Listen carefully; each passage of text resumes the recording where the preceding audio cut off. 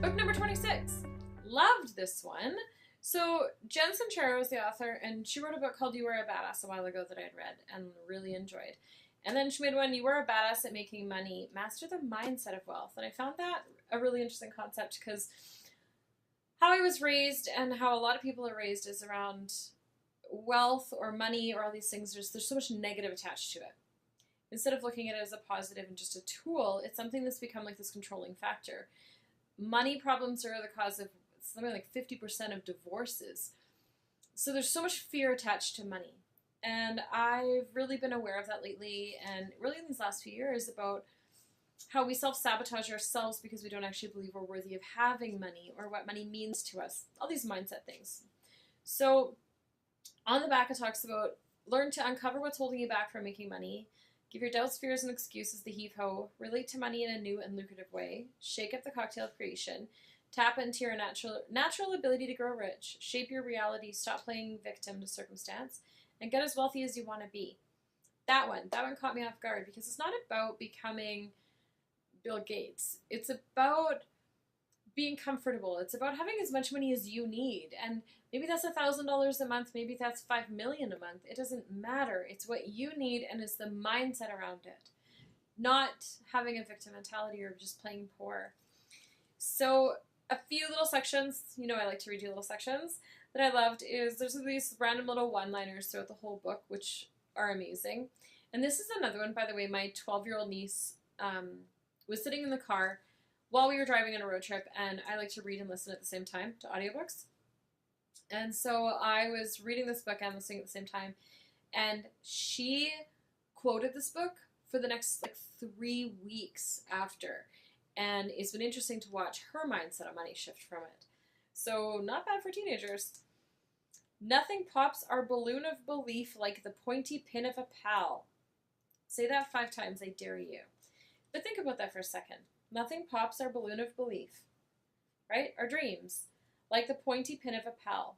So how many people around you are telling you that you're not worth something, or you're not good enough to do something, or it's a silly idea, or anything like that? Yeah, they're just being pointy pins. Tell them to go away. My husband used to always joke that I was a fire hose. So he'd have these big, wild, elaborate, passionate dreams about something, and I'd fire hose challenge him on them. So yeah, that caught me off guard that I'm the pointy pin sometimes. Another one I really liked was, there is no lack of things to be grateful for if you remember to pay attention. There's a thought. What if we actually stopped and paid attention to all of our grateful things? So I was working with a client this week, and one of the challenges I gave her was, I said, you need to sit down and you need to write every single time something good is happening right now for you in your business. Every time when you have an outstanding phone call with someone, or you score a deal, or you sign a contract, or whatever it is, write them all down somewhere. She was like, why? And I said, because you have laser focused in on the 2 or 3 bad things that have happened. And so for her, what's going on is her volume of work is so much higher that tiny percentage of, people that are returning something or not happy with something or complaining is increasing. And it's still proportionate to the volume, but she's not seeing it that way. It's just but I've had 3 complaints, not 1. Or I've had 5 people say no. Well, that's great, but you're talking to 100 people now instead of 10. Of course, you're going to have more people saying no. And so we talked about that and looking at the things you're grateful for. So when something goes wrong, look at all the amazing. Another one, I'm going to write this one down for myself somewhere. You can't see the silver lining through victim goggles. And there's a good line for people. So this book is broken up into interesting chapters. So it talks a lot about her life, where she came from, that sort of thing.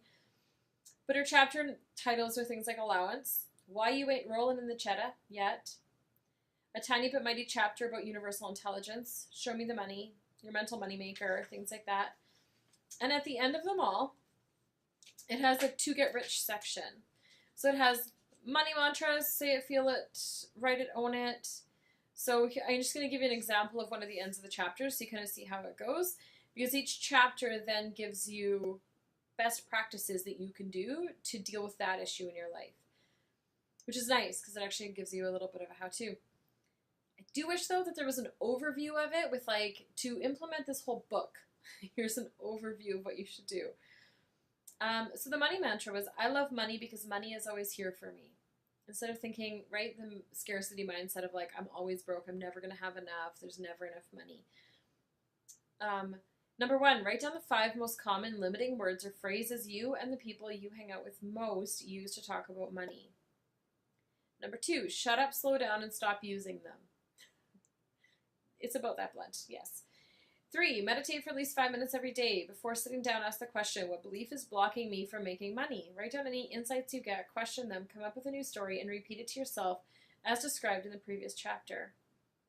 And it goes on. There's 6 different ones on this one, but they were really interesting. They were really, really interesting. And if you were to do all of them, it is a lot of work, but this is definitely a book I'm going to read again. It's probably going to come up for me at least once a year or more. This is actually one that I'd almost do quarterly to challenge myself and to change how I'm thinking and to see that money doesn't have to be a bad thing.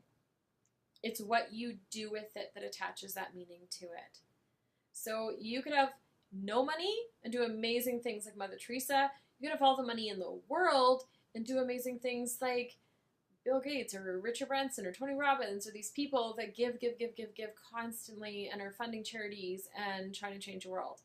So why do we hold ourselves back from having it? Check this one out. I loved this book.